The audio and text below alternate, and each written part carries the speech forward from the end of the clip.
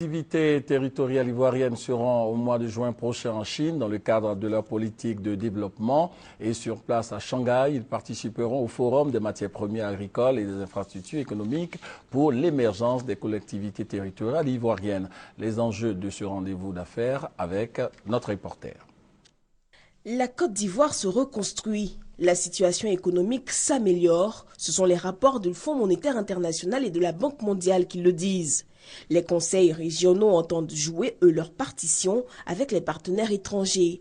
Mais quel intérêt de promouvoir les régions ivoiriennes à l'international, en général, et en Chine en particulier? Nous avons voulu orienter notre expertise sur les régions. Alors, nous avons eu l'honneur et le plaisir d'être patronné par M. le Président Jano Aoussou Kouadio, qui est le président de l'ARCI, Association des régions de Côte d'Ivoire, qui a voulu nous confier, et surtout d'autres présidents des régions, nous confier leur projet.